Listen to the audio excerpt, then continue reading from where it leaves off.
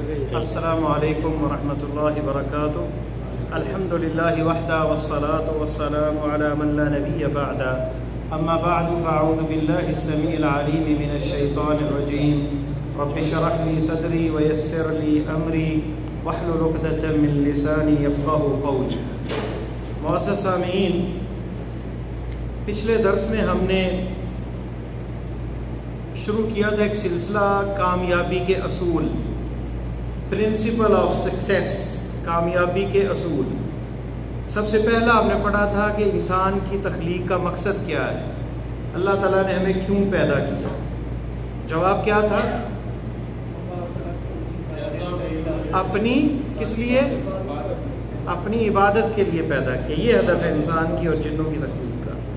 پھر عبادات کی مختلف قسموں کا تذکرہ ہوا، جس میں کچھ ذاتی عبادات ہیں جو اپنی ذات تک محصور ہے، کچھ عبادتیں ایسی ہیں جو عام ہیں جس میں لوگوں کو نفع ہوتا ہے، جو سوشل ورکس ہیں، سوشل کام ہیں، لوگوں کے کام آنا.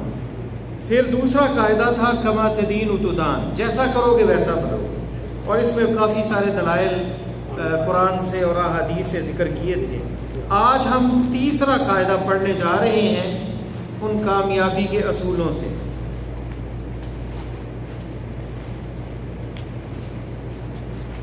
اور وہ ہے حدیث نبی علیہ السلام کی.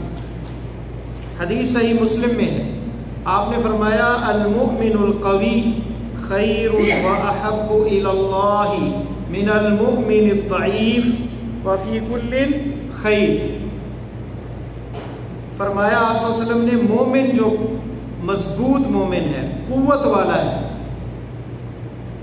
خیر وہ بہتر ہے، وہ احب اور وہ اللہ تعالیٰ کے ہاں زیادہ محبوب ہے، وہ اللہ تعالیٰ کے ہاں زیادہ محبوب ہے. احب الی اللہ من المؤمن الضعیف، کمزور مومن سے. وفی کل خیر، جب ایمان ہے تو خیر ہے، چاہے وہ کمزور ہے یا مضبوط ہے. لیکن عام مومنوں میں سب سے افضل اور اعلیٰ کون ہے؟ جو طاقتور ہے. کیا مراد اس سے؟ طاقتور یعنی قوت کے اعتبار سے پہلوان ہے. اس سے مراد جو ہے وہ ہر طرح کی قوت ہے. سب سے پہلی قوت ایمان کی قوت ہے، جس کا ایمان سب سے زیادہ مضبوط ہے. سب سے پہلے یہ بات ہے. باقی چیزیں اس کے تابع ہیں، یعنی جسمانی اعتبار سے مضبوط ہے، صبر میں آگے ہے، تحمل، فکر، فہم، سیاست، تدبیر، شجاعت، دلیری، بہادری. تو یعنی یہ ایمان کے تحت، یہ شجاعت بھی ایمان کا حصہ ہے، حیا بھی ایمان کا حصہ ہے، صبر جو ہے وہ بھی ایمان کا حصہ ہے. تو المؤمن القوی خیر واحب الی اللہ من المؤمن الضعیف وفی کل خیر، ہر ایک میں خیر ہے. آگے آپ نے وہ جملے فرمائے جو کہ ہمارا اس یعنی سیشن کے اندر جو اصول ہے زندگی کی کامیابی کے لیے، احرص علی ما ینفعک، حریص ہو جاؤ جو تمہیں، احرص علی ما ینفعک، حریص ہو جاؤ اس چیز پر جو تمہیں نفع دے. واستعن باللہ، اور اللہ سے مدد مانگو، استعانت اللہ سے طلب کرو.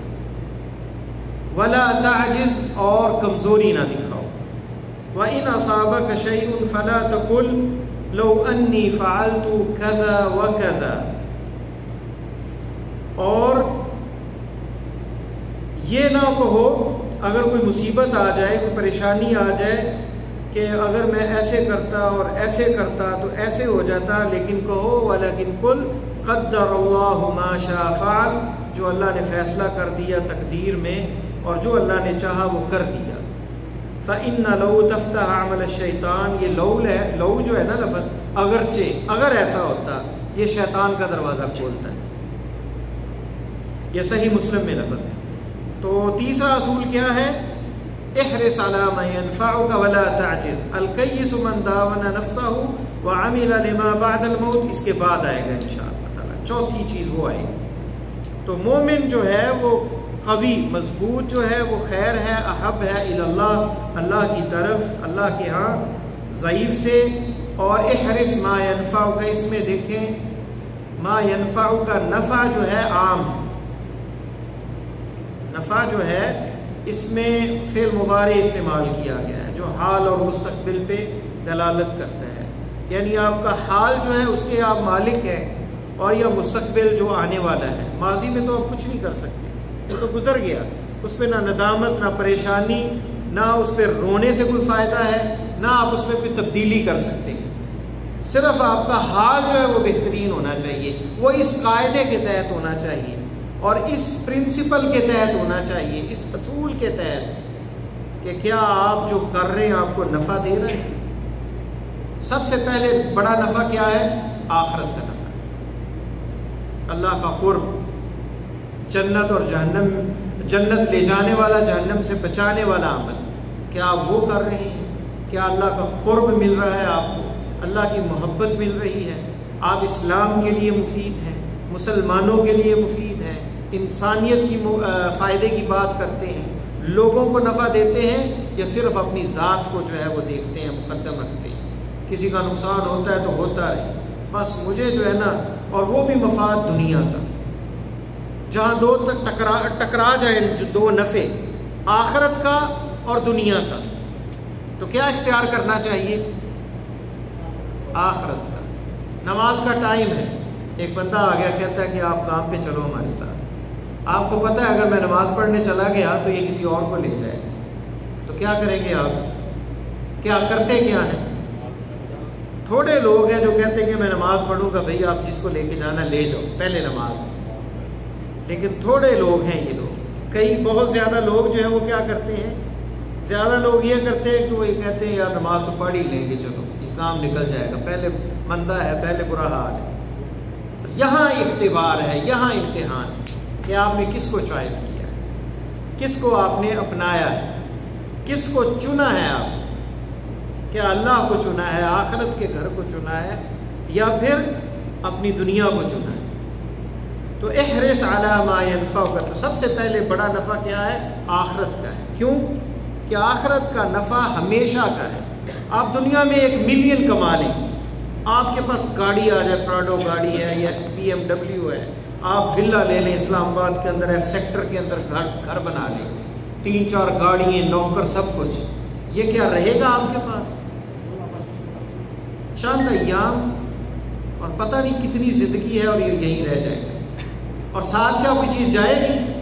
کچھ بھی نہیں جائے گا۔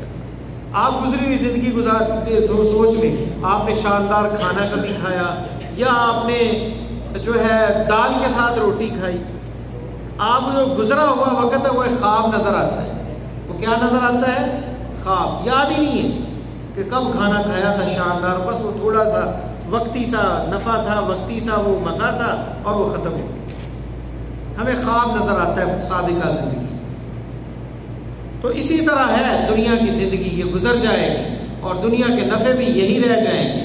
وَالْآخِرَةُ خَيْرٌ وَأَبْقَىٰ، آخرت خیر ہے، وَأَبْقَىٰ، اور باقی رہنے والی، اور دنیا کی زندگی إِنَّمَا الْحَيَاةُ الدُّنْيَا لَعِبٌ وَلَهْوٌ وَزِينَةٌ وَتَفَاخُرٌ، یہ دنیا کی زندگی کھیل تماشا ہے یا فخر ہے، کھیل تماشا ہے، فخر کرتے ہیں کہ میرے پاس اتنی اولاد ہے، میرے اتنے بچے ہیں، میرے پاس یہ گاڑی ہے، کوئی حسن پہ جو ہے فخر کرتا ہے، کوئی مال پہ فخر کرتا ہے، کوئی اپنی منصب اور کرسی پہ فخر کرتا ہے، لیکن یہ سب چیزیں زائل ہونے والی، سب چیزیں زائل ہونے والی۔ تو احرص علی ما ینفعک، اس سے یہ مراد بھی ہے کہ آپ جو دنیا میں نفع والی چیز ہے اس کو بھی مقدم رکھیں، اس سے بھی فائدہ اٹھائیں، لیکن جب ٹکراؤ ہو آخرت اور دنیا کا تو دنیا کو نہ چنیں، آخرت کو چنیں۔ لیکن عمومی طور پہ آپ فرائض ادا کر رہے ہیں، نماز پڑھ رہے ہیں اور واجبات ادا کر رہے ہیں، تو آپ حریص ہو جائیں، یہ نہ ہو کہ آپ پرواہ نہ کریں دنیا کے لیے بھی۔ وَلَا تَنْسَ نَصِيبَكَ مِنَ الدُّنْيَا، دنیا کے اندر بھی آپ نے رہنا ہے، اور آپ نے فرمایا کہ نعم المال لرجل صالح، بہترین مال نیک انسان کے لیے ہے جو خیر کے کاموں میں خرچ کرتا ہے، اللہ کی راہ میں خرچ کریں، آپ غریبوں کے کام آئیں۔ فیصل آباد کے ایک تاجر کا مجھے واقعہ یاد آ رہا ہے، اور قصص جو ہوتے ہیں، واقعات قرآن نے بھی ذکر کی ہیں، اس میں عبرت ہوتی ہے، اس میں نصیحت ہوتی ہے۔ ایک تاجر جو ہے اس کی فیکٹری تھی، کافی لوگ کام کرتے تھے. اس نے ایک دن دیکھا ایک کتا جو ہے وہ روٹی کا ٹکڑا ایک لے کے تو کہیں جاتا ہے کہیں کونے میں کسی گلی میں. اس نے پیچھا کیا تو دیکھا ایک کتا جس کی ٹانگیں ٹوٹی ہوئی, وہ ایک کونے میں کہیں کسی چیز میں چھپا ہوا, وہ روز اس کے پاس روٹی لے کے جاتا ہے, اسے رزق دیتا ہے. اس نے سوچا کہ میں ایسے رزق کے لیے جو ہے اتنا یہ فیکٹری دن رات ٹینشن محنت, پیسے میرے پاس بڑے ہیں, تو میں کیوں نہ عبادت کے لیے اپنے آپ کو وقف کر لوں اور اپنے آپ کو عبادت کے لیے جو ہے وہ صرف کر لوں. تو اس نے وہ سارا کچھ جو ہے نا بیچ کر اور عبادت کے لیے جو ہے وقف کر لیا اپنے آپ. پھر اسے کسی نے وہ واقعہ سنایا سعدی رحمۃ اللہ علیہ. سعدی رحمہ اللہ نے ان کا ایک واقعہ ہے امام سعدی کا, شاید بوستان کے اندر ہے یا کسی اور کتاب میں ہے. کہتے ہیں کہ ایک آدمی تجارت کے لیے گھر سے نکلا اور باہر جا رہا تھا کسی دوسرے ملک میں, کسی دوسرے شہر میں. تو رستے میں اس نے ایک پرندہ دیکھا جو ایک لاغر پرندے کے منہ میں چونچ کے ذریعے جو ہے نا ڈال رہا تھا دانا. اس نے کہا میں نکل رہا ہوں, اللہ تعالیٰ رزق تو گھر میں دیتے ہیں, اللہ تو رزق اپنی جگہ پہ دے دیتے ہیں جو نصیب میں ہے, تو میں ایسے اپنا ملک چھوڑ کے جا رہا ہوں. تو وہ گھر واپس آ گیا اور پھر وہ امام صاحب کے پاس شاید گیا اور انہیں وہ ذکر کیا. اسے جب پوچھا گیا کہ تم تو جا رہے تھے اور کیا ہوا, تو اس نے کہا کہ میں نے تو یہ دیکھا رزق تو اللہ تعالیٰ دیتے ہیں, تو میں کیوں ایسے نکلوں. انہوں نے کہا کہ تم نے کیوں یہ قبول کر لیا کہ تم وہ کمزور پرندے بنو کہ تمہارے منہ کے اندر وہ رزق ڈالا جائے. تم وہ طاقتور کیوں نہیں بنتے کہ جو خود بھی کھائے اور اوروں کو بھی جو ہے پیٹ بھرے, اوروں کے بھی کام آئے. اور یہی حال اس تاجر کے ساتھ تھا. جب اس نے یہ سنا, پہلے وہ یہ انسان جو ہے نا کمزور ہے, ایک چیز فیصلہ کر لیتا ہے لیکن بعد میں اسے پتہ چلتا ہے میں غلطی پہ تھا. احساس ہوتا ہے کہ فیکٹری کے اندر 1000 بندہ اگر کام کرتا ہے تو 1000 چولہا جلتا ہے, 1000 لوگوں کا رزق کا بندوبست ہوتا ہے. اور آپ جو کمائی کرتے ہو اس میں کتنے ہی علماء اور کتنے ہی مدارس کو فنڈنگ کرتے ہیں آپ, کتنے ہی علم کے رستے میں خرچ کرتے ہیں, کتنے بیوہ اور یتیم بچوں کے کام آتے ہیں. آپ کی عبادت تو محصور ہے آپ تک. آپ تہجد پڑھ لیں, روز تہجد پڑھیں, روز روزہ رکھیں, اس کا فائدہ کس کو ہے؟ آپ کی ذات. لیکن وہ فائدہ جو دوسروں کو ہوگا, آپ نے کیا فرمایا حدیث کے اندر, تم میں بہترین کون ہے؟ خیرکم, تم میں بہترین کون ہے؟ خیر للناس, جو لوگوں کے لیے بہترین, لوگوں کے لیے بھلائی دینے والا ہے, لوگوں کے لیے خرچ کرنے والا ہے, وہ تم میں بہترین. تو کیوں نہ بہترین بنے, وہ عبادت بھی کریں حسب, اسے بھی نہ چھوڑیں واجبات فرائض اور جتنی ہو سکے. لیکن یہ ہے کہ باقی چیزیں بھی ہم کریں, لوگوں کے کام آئیں, لوگوں کی راہ میں. عبداللہ ابن مبارک تاجر تھے, بہت بڑے عالم تھے, اہل علم میں تھے اور علماء کی مجلس میں بیٹھا کرتے تھے. وہ سارا ہی پیسہ اپنا طالب علموں میں خرچ کرتے, دینی طالب علموں میں. کیوں؟ وہ کہتے ہیں کہ علماء جو ہے انبیاء کے وارث ہیں. کیا نبی صلی اللہ علیہ وسلم کی ذات پہ خرچ کرنا یا آپ کو دینا اس سے افضل ہو سکتا ہے کوئی مال؟ پھر ان کے جو وارث ہیں ان کو دینا, ان کے ورثاء کون ہیں؟ اہل علم ہیں. تو اس سے کہتے ہیں کہ میں کوئی اعلیٰ بندہ نہیں پاتا, اعلیٰ لوگ نہیں پاتا. نبوت کے بعد یہ علماء جو ہے ان کی راہ میں وہ جو ہے ان پہ خرچ کیا کرتے ہیں, کیونکہ علم جو ہے جس کا فائدہ جو ہے موت کے بعد بھی ہے, اور یہ صدقہ جاریہ میں سے ہے, اور یہ جہاد میں سے علم کو نشر کرنا. تو احرص علی ما ینفعک, تو نفع جو ہے آپ کو تہجد بھی دے گی, فرائض بھی دیں گے, نوافل بھی دیں گے, قرآن کی تلاوت بھی دے گی, لیکن ساتھ آپ سوشل کام بھی کریں, لوگوں کے بھی کام کریں, لوگوں کے لیے بھی جو ہے محنت کریں. احرص علی ما ینفعک, طالب علم ہے. اب وہ یہ کہتا ہے کہ جو اللہ تعالیٰ عام لوگ, ہماری جو روٹین ہے, جو تھوڑے سے مذہبی لوگ ہیں وہ کیا کرتے ہیں کہ جو نصیب میں ہے وہ مل جائے گا, سستی کا شکار بھی ہو جاتے ہیں. طالب علم ہے وہ محنت نہیں کرتا, تاجر ہے وہ نماز تو پابندی سے پڑھتا ہے لیکن محنت نہیں کرتا اپنی تجارت کے اندر, ٹائم نہیں دیتا پورا, یا وقت پہ دکان نہیں کھولتا, اور اگر کھولتا ہے تو فیس بک پہ لگا رہتا ہے یا کسی اور چیز پہ توجہ نہیں ہے اسے، اور پھر کہتا ہے جو نصیب میں ہے وہ مل جائے گا۔ تو یہ جو ہے تقدیر سے حجت پکڑنا، یہ درست ہے، یہ اس وقت درست ہے جب گزر جائے وقت، اس سے پہلے نہیں، اس سے پہلے محنت کرے۔ یہی حدیث ہمیں بتا رہی ہے، احرص علی ما ينفعک، حریص ہو جاؤ جو تمہیں نفع دے چیز، واستعن باللہ، اور دوسری بات یہ بھی بتائی کہ صرف اپنی تدبیریں، اپنی کوششیں، اپنی کاوشیں، اپنی محنتیں، اپنی سیاستیں یہ کافی نہیں ہیں۔ جتنا بھی انسان ذہین ہو، جب تک اللہ کی توفیق شامل حال نہ ہو، جب تک اللہ کی مدد نہ ملے، بندہ کمزور ہے، ناتواں ہے۔ تو آپ عقیدہ بھی ساتھ بتا رہے ہیں، ہمیں زندگی کے اصول بھی بتا رہے ہیں، اور ساتھ عقیدہ اور رب سے تعلق بھی مضبوط کر رہے ہیں کہ ہم یہ نہ سمجھیں کہ وہ قارون کی طرح جو کہنے لگا کہ اس کے پاس اتنے خزانے تھے کہ اس کے خزانوں کی چابیوں کے لیے جو ہے اونٹوں کے اوپر لدی ہوتی تھی، اور لوگ تھے، جماعت تھی، گروہ تھی جو اس کی چابیاں سنبھالتے، اتنے خزانے تھے۔ اس نے کیا کہا، انما اوتیتہ علی علم، میرے تو یہ علم کا کمال ہے، میرے تو تجربے اور میرے اپنی قوت اور تدبیر کی وجہ سے میں نے مال اکٹھا کیا ہے۔ وہ بھول گیا کہ یہ اللہ تعالیٰ کی دین ہے، یہ اللہ تعالیٰ لے بھی سکتا ہے، اور پھر لوگوں نے دیکھا کہ اللہ تعالیٰ نے اس کو اپنے خزانوں سمیت زمین کے اندر غرقاب کر دیا، غرق کر دیا، زمین کے اندر وہ غرق ہو گئے، خزانے بھی اور خود بھی، جب وہ تکبر کی چال چلا۔ تو واستعن باللہ، اللہ سے مدد مانگی، اللہ سے مدد مانگنی جو ہے، حتیٰ کہ حدیث میں آتا ہے کہ آپ کا تسمہ بھی ٹوٹ جائے تو بھی اللہ سے مانگے، کوئی بھی چیز ہے اللہ سے مانگے، اور جب دے دے تو کیا ہم کہتے ہیں، الحمدللہ، کھانا کھاتے ہیں تو الحمدللہ، کیا یہ اللہ نے دیا، مجھے شکر ہے اللہ کا۔ کھانا کھانے کی کیا دعا ہے کھانا کھانے کے بعد، الحمدللہ الذی اطعمنی ورزقنی من غیر حول منی ولا قوہ، اللہ کا شکر ہے، ساری تعریفیں اللہ کے لیے ہیں جس نے مجھے کھلایا، ورزقنی، اور یہ رزق دیا، من غیر حول ولا قوہ، نہ میری قوت کام آئی نہ میرا حیلہ، صرف اللہ تعالیٰ نے مجھے۔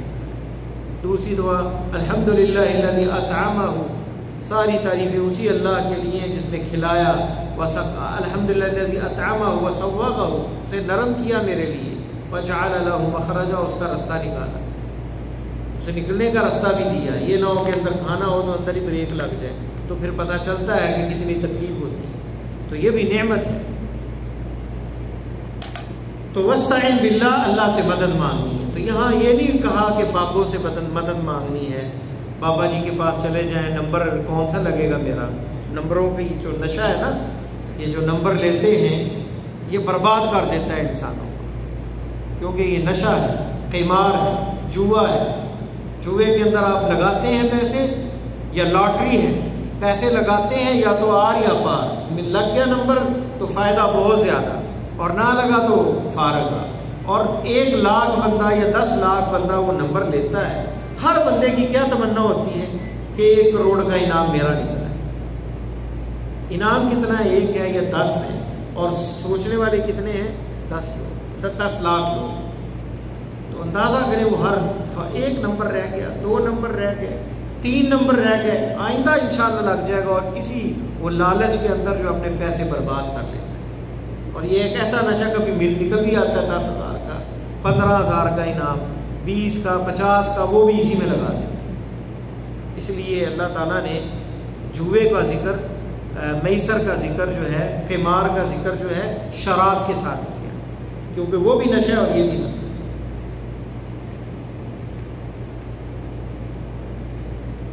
تو فرمایا واستعن باللہ، اللہ سے مدد مانگنی ہے، ولا تعجز، اور کمزوری نہیں دکھانی، انسان ہمت ہار جاتا ہے، ہمت نہیں ہارنی چاہیے انسان۔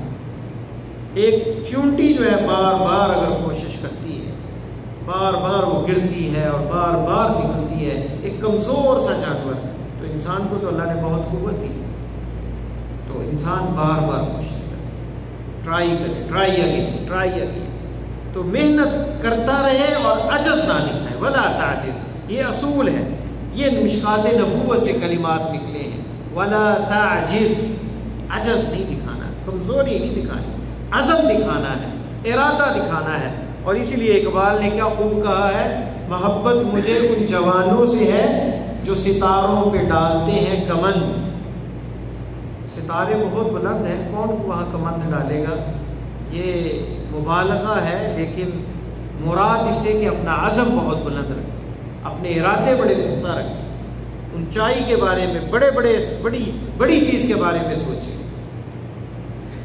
تو ارادوں کو جو ہے بلند کرنا چاہیے، بلند ہمت ہونا چاہیے بندے کو، اور پختہ عزم ہونا چاہیے۔ ولا تعجز، اور عجز نہ دکھاؤ۔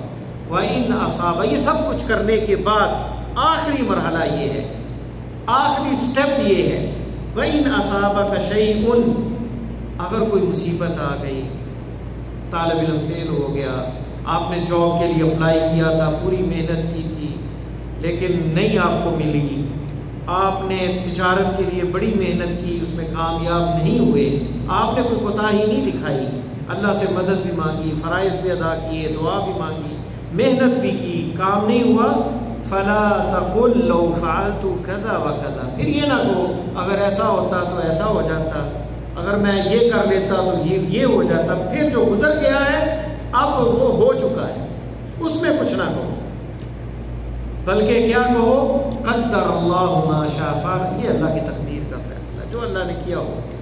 اور اگر ہم اس حدیث پہ عمل کر لیں تو کتنی بیماریاں ہم سے دور ہو سکتی، ٹینشن اور یہ سٹریس اور بلڈ پریشر کا ہائی ہونا، شوگر کا بڑھ جانا، کتنی ایسی بیماریاں ہیں صرف اس وجہ سے ہوتی ہیں کہ ہم جو گزرا ہوا یا ناکامی کی وجہ سے جو پریشانی اور ٹینشن لے لیتے ہیں، یار یہ ہو گیا، یہ مصیبت آ گئی، اور یہ نہیں کہتے قدر اللہ ما شاء فعل، جو اللہ نے فیصلہ کر دیا میں راضی، اللہ کے فیصلوں پہ راضی۔ بیٹا فوت ہو گیا، بیوی فوت ہو گئی، رشتہ دار کو فوت ہو گئے، آگ لگی گھر میں، فالعیاذ باللہ، اللہ کی پناہ، تجارت کو نقصان ہو گیا، جتنی بھی بڑی مصیبت آ جائے تو کیا کہنا ہے، قدر اللہ ما شاء فعل، الحمدللہ، ساری تعریفیں اللہ کی ہیں، اور جو اللہ نے فیصلہ کر دیا میں راضی۔ آپ یہ سوچیں اگر ایسا ہوتا، کتا میں نے رکھا ہوتا، چوری نہ ہوتی، اور میں نے یہ کیا ہوتا، تالا دوسرا لگایا ہوتا، یہ سب کچھ فائدہ نہیں مجھے، یہ ہمیں قرار اور سکون ملتا ہے اس سے جب آپ کیا کہتے ہیں، قدر اللہ ما شاء فعل، جو اللہ نے کر دیا، جو اللہ نے فیصلہ کر دیا، اور جو اللہ تعالیٰ نے کہہ دیا کر دیا میرے لیے، وہ میرے لیے بہتر ہے۔ اللہ کی تقدیر پہ راضی ہونا یہ بہت بڑی چیز ہے۔ کتنے لوگ ہیں وہ صبر کرتے ہیں، صبر کب ہوتا ہے، جب بندے کو تکلیف ہوتی ہے، اس سے اعلیٰ کیا مقام ہے، رضا بما قدر اللہ، اس چیز پہ راضی ہونا جو اللہ نے فیصلہ کر دیا۔ جب بندہ راضی ہے کسی فیصلے پہ تو اسے پریشانی ہوگی، صبر کی ضرورت پیش آئے گی۔ صبر کب ہوتا ہے، جب آپ کی امیدوں پہ پانی پھر جاتا ہے، آپ کی تخطیط، آپ کی پلاننگ کامیاب نہیں ہوتی، آپ کا ہدف اور گول آپ اچیو نہیں کر پاتے، اسے پہنچ نہیں پاتے، تو آپ کو افسوس ہوتا ہے، ندامت ہوتی ہے، مصیبت آتی ہے۔ لیکن جب یہ آپ دل کے اندر ہو کہ میرا رب جو ہے اس کا معاملہ مخلوق کے ساتھ جو ہے وہ رحمت کا ہے، وہ ماں سے بھی زیادہ رحم کرنے والا ہے، جب یہ ہوگا تو بندہ راضی رہے گا کہ اس فیصلے میں بھی شاید میرے لیے بہتری ہوگی، یا اللہ تعالیٰ نے مجھے یہ تکلیف دے کے بڑی مصیبت سے بچا دیا۔ تو دیکھیں یہ حدیث جو ہے اپنے سامنے بندہ رکھے، ہدف رکھے، اور ان چیزوں کو یاد رکھے۔ کتنے میں نے لوگ ایسے دیکھے انہوں نے گھر میں ایک بورڈ لگایا ہوگا، اس پہ کچھ پوائنٹ لکھے ہوئے، روز ان کو دیکھتے ہیں تاکہ ان کی زندگی جو ہے وہ ان اصولوں کے مطابق رہے۔ ایک بندہ اسے غصہ بڑا آتا ہے، میں نے اس کے پاس دیکھا ایک بورڈ، اس پہ لکھا تھا لا تغضب، حدیث نبوی کہ نبی علیہ السلام کی حدیث ہے غصہ نہیں کرو۔ اب اس بندے کو غصہ بہت آتا ہے، اس نے اپنے آفس میں یہ رکھا ہے، تو جب بھی اسے غصہ آئے گا وہ نظر پڑے گی تو وہ اپنے آپ کو روکے گا کہ یار غصہ نہیں کرنا، غصے کے اندر نقصان ہوتا ہے، نبی علیہ السلام کا یہ فرمان ہے۔ تو اس طرح اپنی زندگی تبدیل ہوتی ہے۔ آپ روز شام کو وہ دیکھیں، ہم باتیں سنتے ہیں، اچھی نصیحتیں سنتے ہیں، ادھر سے سنی اور ادھر سے اٹھے اور نکل گئی، لیکن اگر ہم اس کو لکھ لیں، کہا جاتا ہے العلم صید، علم جو ہے یہ شکار ہے، والقید والکتابۃ قید، اس کو لکھ لینا جو ہے نا اس کو قید کر لینا ہے۔ آپ ہرن کا شکار کریں، اس کو باندھیں نہ، آپ چھوڑ دیں، رہے گا آپ کے پاس وہ بھاگ جائے گا۔ اسی طرح جو ہے علم جو ہے آپ اس کو لکھیں گے نہیں، اس کو قید نہیں کریں گے تو وہ چلا جائے گا، آپ کو یاد نہیں رہے گا۔ اس لیے ہر بندے کی ڈائری ہونی چاہیے جس میں اچھی اچھی وہ باتیں لکھے، اپنے اہم مسائل لکھے، اس میں وصیت بھی ہو کہ میرے اوپر اتنا قرض ہے، فلاں سے لینا ہے، فلاں سے دینا ہے۔ ہر ایک کی ایک ڈائری ہونی چاہیے اور اس میں یہ چیزیں بھی لکھنی چاہیے جو ہم سیکھتے ہیں روزمرہ کی زندگی، کوئی اچھا واقعات، کوئی اچھا واقعہ، کوئی کہانی، کسی کی عبرت ناک سزا، اس سے ہمیں عبرت ملتی ہے اور کل آپ کے بچے بھی وہ پڑھیں گے، ڈائری انہیں تجربات ملیں گے، آپ کی زندگی کا نچوڑ ملے گا کہ آپ نے کیا سیکھا۔ تو یہ جو ہے زندگی ہمیں بہت کچھ سکھاتی ہے۔ تو یہ قاعدہ ذہن میں رکھیں، احرص علی ما ينفعک، آپ حریص ہو جائیں پوری، ولا تعجز، محنت لگا دیں، کوشش پوری کریں اور پوری توانائی صرف کر دیں جو آپ کو نفع والی چیز ہے، چاہے وہ دنیا کا نفع ہے، تجارت ہے، یا اللہ کے ساتھ تجارت ہے، آخرت کا کام ہے، اس کے اندر بھی بہترین طریقے سے اتقان کے ساتھ اور اچھے انداز سے وہ کریں، اور اگر پھر وہ پورا نہیں ہوتا تو کہیں کہ جو اللہ کا فیصلہ ہے میں اسے مانتا ہوں۔ یہ تیسرا پوائنٹ تھا کامیاب زندگی گزارنے کے لیے، جسے بندہ اپنائے تو اس کی زندگی بہترین ہو جاتی ہے۔ چوتھی چیز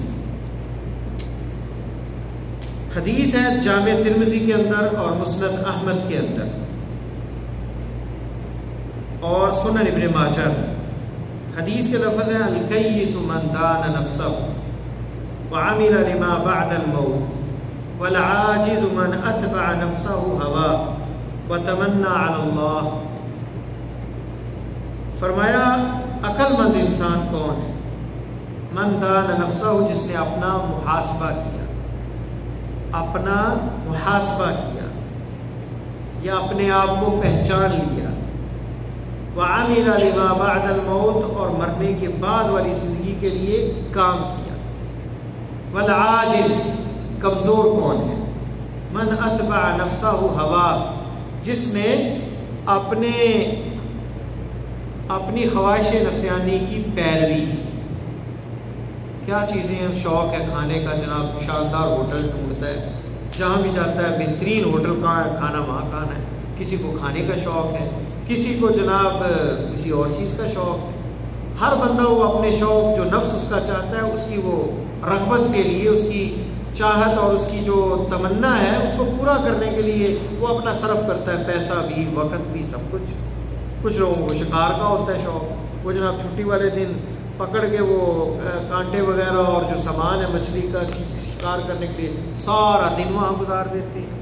کچھ لوگوں کو ویسے سیاحت کا شوق ہوتا ہے، سارا دن باغ میں بیٹھے ہوئے، حدیقے میں یا سمندر کے کنارے بیٹھے گپے لگا رہے ہیں سارا دن ہی وہاں پہ، اور اسی طرح ان کی چھٹیاں گزرتی ہیں۔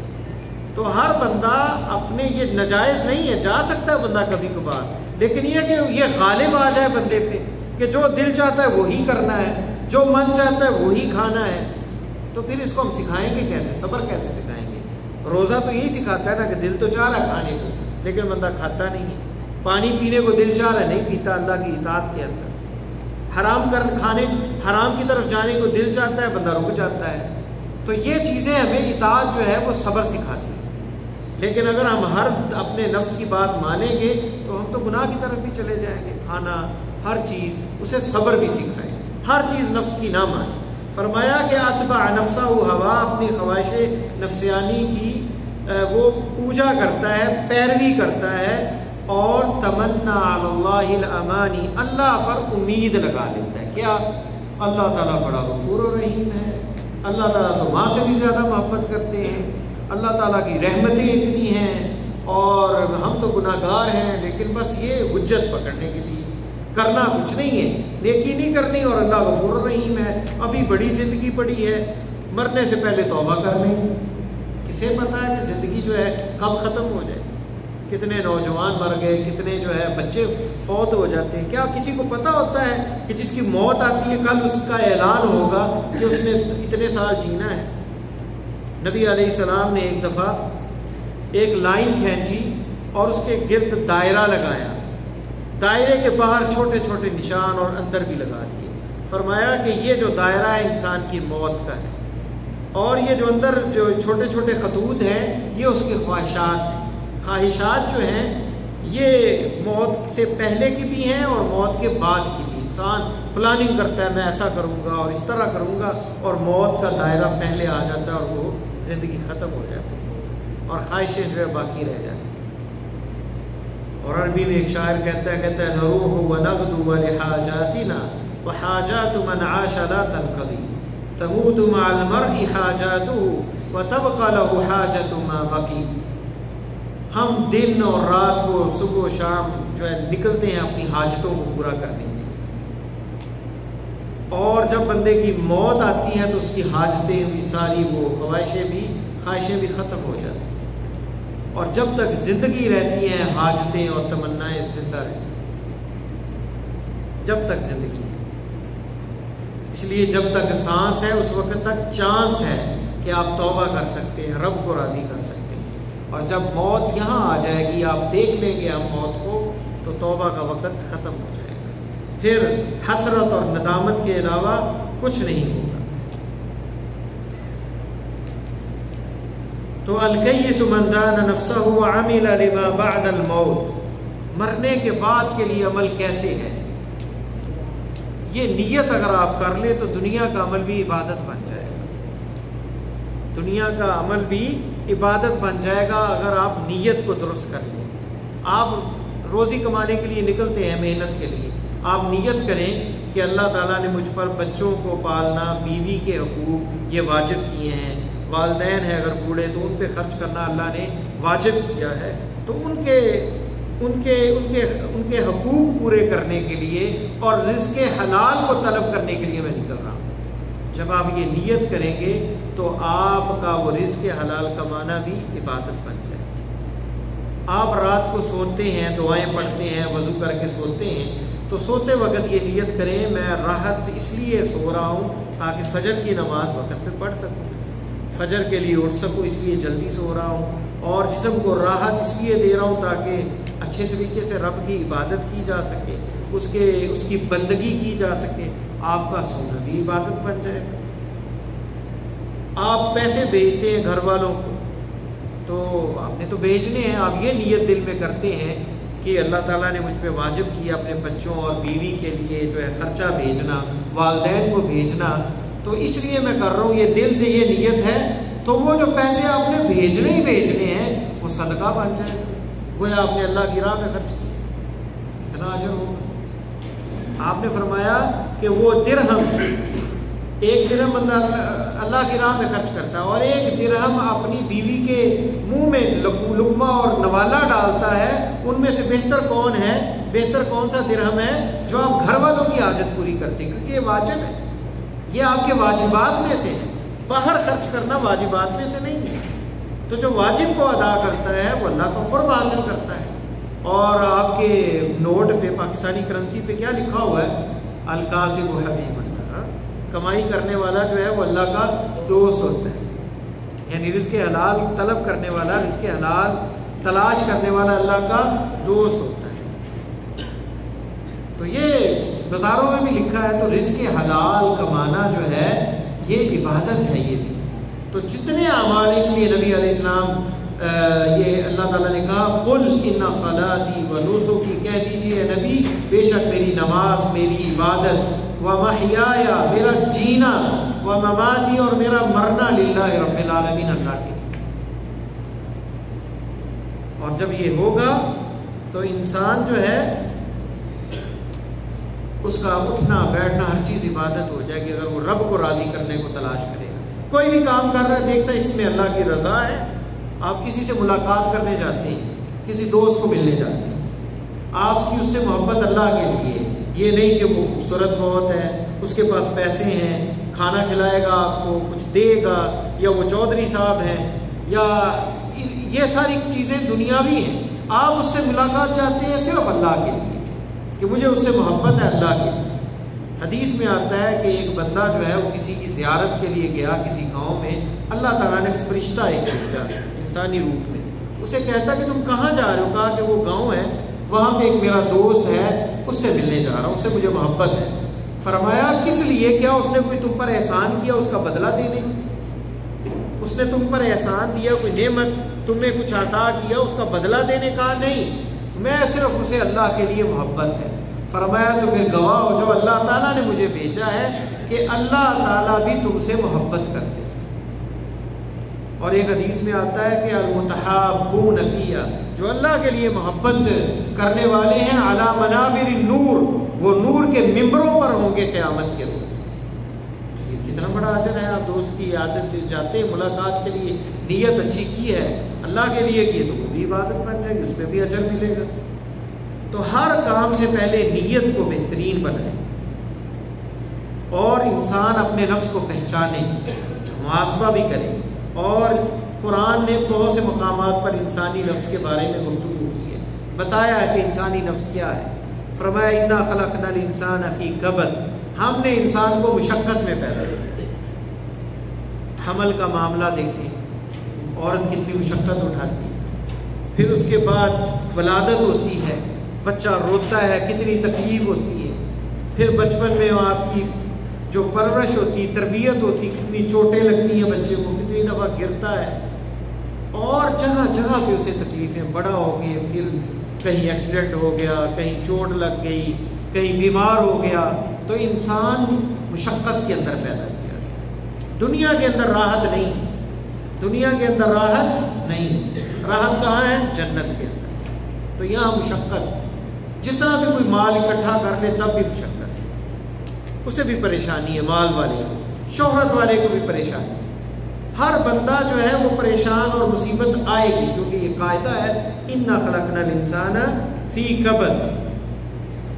اور دوسری بات اللہ تعالیٰ نے ذکر کی کہ جہاں یہ شریعت ہمیں اللہ تعالیٰ نے یہ اصول اور یہ قواعد زندگی میں زندگی گزارنے کے جو اصول بتائے اور اس امانت کو اٹھایا، وہاں ذکر کیا وَحَمَلَهَا الْإِنسَانُ، جہاں پہاڑوں اور زمینوں نے انکار کر دیا تو وہاں پہ انسان نے اسے اٹھا لیا إِنَّهُ كَانَ ظَلُومًا جَهُولًا۔ انسان کی دو صفتیں کہ ظالم بھی ہے اور جاہل بھی، اس لیے کبھی غرور نہ کرے کہ جی میرے ساتھ مجھ سے زیادہ عدل کرنے والا نہیں، اور مجھ سے زیادہ کوئی عالم کوئی نہیں، علم نہیں، میرے پاس سب سے سب کچھ ہے، مجھے ہر چیز کا پتہ ہے۔ یہ غرور کبھی نہیں، انسان بہت سی چیزیں بھول جاتا ہے، پتہ ہی نہیں ہوتا۔ ایک پیر صاحب جو ہے نا، وہ مریدنی کے گھر میں گئے، تو مرید کے گھر میں گئے، اور مریدنی جو ہے نا وہ شاید کہیں سعودیہ سے پڑھی یا اس کے والدین سعودیہ میں ہوں گے، عقیدہ صحیح تھا اس کا، توحید والا تھا۔ تو وہ مرید جو ہے، اس کا شوہر وہ کہتا ہے میرے جو ہے نا پیر صاحب بڑی دور دور کی خبریں دیتے ہیں، مستقبل کا حال بھی بتاتے ہیں۔ اس نے کہا چلو ٹھیک ہے، اس کو دعوت کی، اس نے سوئیاں پکائیں اور اس کے نیچے چینی اور گھی، اس کے اندر اوپر سوئیاں جو بوائل ہوتی ہیں سوئیاں، اب وہ پیر صاحب کے سامنے رکھی۔ پیر صاحب دیکھے، انتظار کرنے لگے کہ گھی کدھر سے آتا ہے اور چینی اب آتی ہے، بیٹھے رہے۔ تو کہا کہ کیا ہوا؟ مریدنی نے، اس نے کہا، اس کی بیوی نے، پیر صاحب کیا کھاتے کیوں نہیں؟ اس نے کہا میں کھاؤں کیسے، یہ پھیکی ہیں، کوئی چینی لاؤ، گھی۔ تو کہا پیر صاحب آپ تو بڑی دور کی خبریں بتاتے ہیں ہمیں کہ ایسا ہو جائے گا، ویسا ہو جائے گا، پلیٹ کے اندر آپ کے سامنے چینی اور گھی اس کے نیچے ہے، وہ آپ کو نظر نہیں آیا۔ تو بات یہ ہے کہ بندہ دعوے بڑے کرتا ہے علم کے، لیکن اسے پتہ کچھ بھی نہیں ہوتا، پتہ کچھ بھی نہیں ہوتا، اور بندہ غلطی بھی کھا جاتا ہے۔ اس لیے جو ہے کبھی غرور نہ کرے، اور یہ جان لے کہ انسان جتنا بھی فرشتہ نہیں بن سکتا، وہ ظالم ہے، ظلومًا جہولا، ظالم بھی ہے، گناہ گار بھی ہے، دوسروں کے حق تلفی بھی کرتا ہے، اور اپنے ساتھ بھی ظلم کرتا ہے، اور جہولا اور نابلد بھی ہے، غلطی بھی کھاتا ہے، جتنا بڑا بھی عالم ہے اس سے مسنگ ہو جاتی ہے۔ نبی کیوں معصوم ہے؟ وہ بھی تو انسان ہے، بھولتے ہیں، لیکن اللہ کی طرف سے وحی آ جاتی ہے، اصلاح ہوتی ہے، اللہ کی طرف سے اصلاح ہوتی، وحی آتی ہے، تو اللہ کی تائید اور وحی کی وجہ سے وہ معصوم ہے۔ ورنہ جتنے بھی امام گزرے ہیں، ائمہ اربعہ، امام مالک، امام شافعی اور امام احمد ابن حنبل، امام ابو حنیفہ رحمہ اللہ جمیعا، تمام نے کیا کہا؟ جب صحیح حدیث مل جائے تو وہ ہمارا مذہب ہے، ہم آج بات کہتے ہیں، کل اس سے رجوع کر لیتے ہیں جب ہمیں صحیح حدیث ملتی ہے۔ یعنی بڑے بڑے مجتہدین اگر غلطی کھا سکتے، میں اور آپ کی کیا حیثیت؟ عمر رضی اللہ تعالیٰ عنہ نے انگلیوں کی دیت کے بارے میں فیصلہ کیا کہ یہ بڑی انگلی اس کی زیادہ دیت، اس کی چھوٹی انگلی کی تھوڑی دیت، ایک صحابی دمشق میں، تاریخ دمشق کے اندر یہ واقعہ ہے، وہ ملک شام سے چلے مدینہ میں اور کہا اے عمر میرے پاس حدیث ہے نبی صلی اللہ علیہ وسلم کی، آپ نے انگلیوں میں فرق نہیں کیا، انگلیوں کی دیت میں فرق نہیں کیا، تو آپ کون ہوتے ہیں الگ الگ کرنے والے؟ انہوں نے کیا کہا عمر رضی اللہ تعالیٰ نے، خلیفہ وقت اتنے صحابہ پاس تھے، کہا نفذوا قول رسول اللہ وردوا قول عمر، عمر رضی اللہ تعالیٰ عنہ کے قول کو رد کر دو اور اللہ کے نبی صلی اللہ علیہ وسلم کے قول کو نافذ کر دو۔ یہ ہے یعنی خلیفہ رسول ہیں، ثانی خلیفہ ہے اور غلطی رہ گئی، علم کامل علم کسی کے پاس نہیں، تو علم کے ساتھ بندہ کبھی یہ نہ کہے کہ مجھے ہر چیز کا پتہ ہے۔ وفوق کل ذی علم علیم، ہر عالم کے اوپر ایک عالم، ہر ماہر کے اوپر ایک ماہر ہے۔ بندہ سمجھے کہ بس میں تو انتہا ہوں، مجھے پتہ ہے جی، کسی کو کوئی پتہ نہیں۔ ہو سکتا ہے ایک بچے کو وہ پتہ ہو جو آپ غلطی کر رہے ہیں اور وہ بتا دے کہ یہ غلطی کر رہے ہیں۔ پھر وہ واقعہ قرآن کے اندر اللہ تعالیٰ نے سورہ کہف کے اندر ذکر کیا ہے موسیٰ علیہ السلام کا۔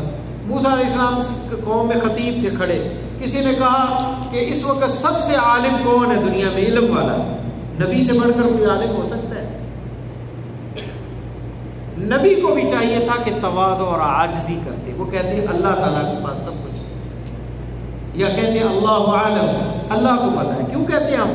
جو سوال و جواب ہوتے ہیں علماء کہتے ہیں واللہ عالم، سوال کا جواب دیکھیں کیا کہتے ہیں، واللہ تعالی عالم بالصواب، اللہ تعالیٰ کو صحیح پتہ ہے، یعنی میرے علم کے مطابق یہ ہے، باقی صحیح علم تو اللہ کے پاس ہے، میں غلطی کھا سکتا ہوں۔ تو موسیٰ علیہ السلام نے کہہ دیا کہ اس وقت تو زمین میں میں ہی سب سے زیادہ عالم ہوں۔ اللہ تعالیٰ کی طرف سے فوراً آ گیا جواب کہ اے موسیٰ نہیں، ہمارا ایک بندہ خضر ہے، اس کے پاس جو علم ہے وہ آپ کے پاس ہے۔ خضر کو کیا علم دیا تھا اللہ نے کہ جو مستقبل میں ہونے والا ہے وہ پہلے اللہ بتا دیتے۔ وہ پھر واقعہ ذکر ہے سورہ کہف کے اندر، کشتی کا جو ہے انہوں نے کہا کہ بزرگ ہیں، فری میں بٹھا لیا، درمیان میں گئی دریا کے تو کشتی کا تختہ توڑ دیا۔ موسیٰ نے کہا کہ یار یہ انہوں نے ہم پہ احسان کیا، بٹھایا، تم نے ان کی تختی تو ان کی کشتی توڑ دی، اسے عیبدار کر دیا۔ تو انہوں نے کہا کہ تمہارے ساتھ ایگریمنٹ تھا کہ چپ رہنا ہے، بعد میں بتاؤں گا۔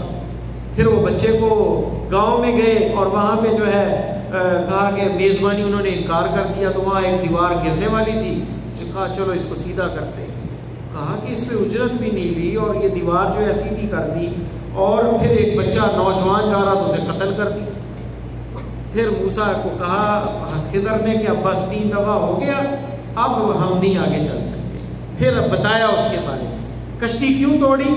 کیونکہ ایک بادشاہ پیچھے آ رہا تھا، وہ کشتیوں پہ قبضہ کر رہا تھا، جس کی کشتی صحیح ہوتی اس پر قبضہ کر لیتا۔ یہ بیچارے غریب کشتی پہ رزق کمانے والے، ان کی عیبدار کر دی تاکہ وہ یہاں اس کو ٹوٹا ہوا دیکھے گا تو چھوڑ دے گا۔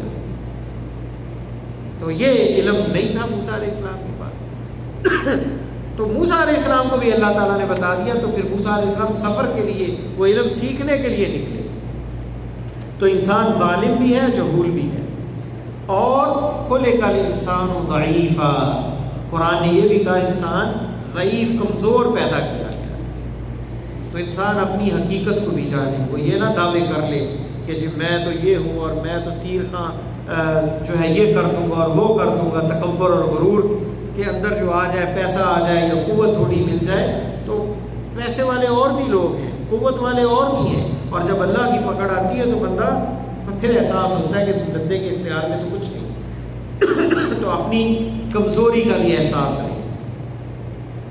اور پھر حدیث میں آتا ہے کل بنی آدم خطاؤون وخیر الخطائین توابون، تمام آدم کی اولاد غلطی کرنے والی، تمام آدم کی اولاد غلطی کرنے والی۔ ہم کیا کہتے ہیں اس طرح، فلاں ایسا، فلاں ایسا، فلاں ایسا، 3 انگلیاں اپنی طرف اور 1 انگلی اس کی طرف۔ یہ بھول جاتے ہیں جب ہم اشارہ کرتے ہیں تو 1 انگلی سے اشارہ کرتے ہیں، اور یہ بھول جاتے ہیں یہ 3 انگلیاں اپنی طرف ہے کہ اپنے آپ کو بھی دیکھو، تمہارے اندر کیا کچھ ہے۔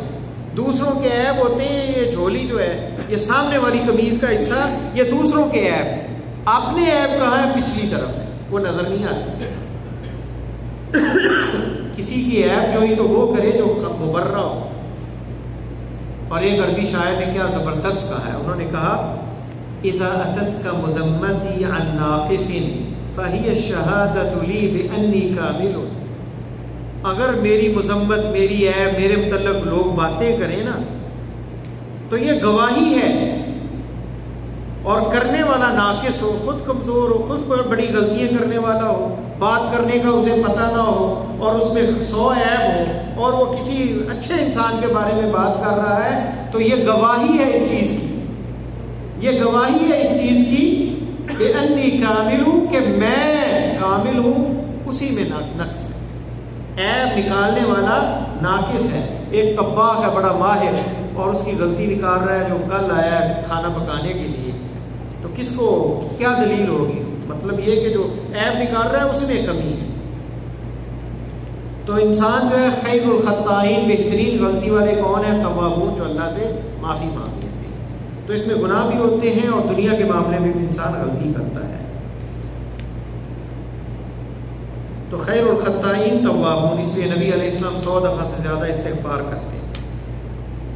تو اللہ تعالیٰ نے انسان کو اپنے آپ کو پہچاننا چاہیے اور مرنے کے بعد کے لیے جو ہے کام کرنے چاہیے، اور یہ عقل مند لوگ، یہ کون ہے؟ یہ عقل مند ہے۔ اور عاجز کون ہے؟ جو یہ کام نہیں کرتا، بس اللہ پہ امید لگا لیتا اور کام کوئی نہیں کرتا، یہ سست انسان، یہ کمزور اور ناتوان ہے۔ تو یہ چوتھا آج کا اصول تھا۔ اللہ تعالیٰ سے دعا ہے کہ اللہ تعالیٰ مجھے اور آپ کو قرآن و سنت پر عمل کرنے کی توفیق عطا فرمائے، اور اللہ تعالیٰ ان فرامین کو نبی علیہ السلام کے اور پیارے اللہ تعالیٰ کے فرمان اور پیارے حبیب صلی اللہ علیہ وسلم کی تعلیمات جو روشنی کا مینار ہیں، ہدایت کا منبع ہیں، ہمارے لیے آپ نمونہ، اسوہ، قدوہ، مقتدیٰ، پیشوا ہے، انہیں اپنی زندگی میں اپنائیں، حرص جان بنائیں اور اس کے مطابق زندگی گزاریں۔ سیرت کا مطالعہ لازمی کریں، ہر سال آپ، بلکہ ہر مہینے میں نہیں تو دوسرے تیسرے مہینے سیرت کی کتاب ایک دفعہ ضرور پڑھا کریں، جس سے ایمان جو ہے وہ روشن ہوتا ہے، ایمان مضبوط ہوتا ہے، اور ہماری زندگی کو وہ کرنیں اور وہ شعائیں ہدایت کی، وہ روشنی ملتی ہے آپ کی سیرت مطہرہ سے، جو کہ کسی اور کہانی میں ہمیں نہیں ملتی۔ آپ کی حقیقی زندگی کیونکہ نمونہ ہے ہمارے لیے، تو سیرت کا مطالعہ کثرت سے کرنا چاہیے۔ تو نبی علیہ السلام کا ایک ایک قدم، آپ کا ایک ایک انداز اور آپ کا ایک ایک تعامل ہمارے لیے جو ہے وہ نمونہ ہے، قدوہ ہے۔ ہم نے بھی ویسے ہی زندگی گزارنی ہے جیسے اللہ کے نبی صلی اللہ علیہ وسلم ہمارے درمیان گزار کر گئے۔ اور یہ ذہن میں رکھیں کہ انسان خلق ہلوعا، انسان بڑا جلد باز بھی ہے، انسان جلد باز بھی ہے، اور جلد بازی میں بڑی غلطیاں بھی ہو جاتی ہیں، اور جب انسان کو خیر پہنچتی ہے، یہ بھی قرآن نے بتایا وَإِذَا مَسَّهُ الْخَيْرُ مَنُوعًا، بندہ پھر کنجوس ہو جاتا ہے، اللہ کی راہ میں نہیں ملتا، جب پیسے آ جاتے ہیں، خیر آ جاتی ہے۔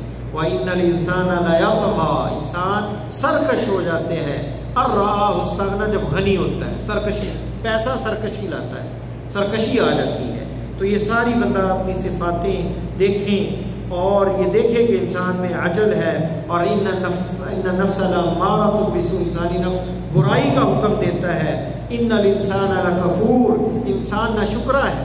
یہ ساری جب چیزیں بندہ پہچانتا ہے، قرآن سے یہ ہدایات لیتا ہے، تو اپنی اصلاح کرتا ہے، ان چیزوں کا تدارک کرتا ہے، اور اپنے آپ کو اس نور سے جو اللہ تعالیٰ نے نازل کیا نبی علیہ السلام سے، اس سے منور کرتا ہے، جس سے زندگی روشن ہو جاتی ہے، زندگی محبت اور مودت کا مرقع بن جاتی ہے، اور اسے وہ قلبی اطمینان اور سکون اور راحت ملتا ہے کہ جو نہ دولت کے اندر ہے، نہ منصب کے اندر ہے، اور نہ من پسند چیزوں کے اندر ہے۔ حقیقی راحت کیا ہے؟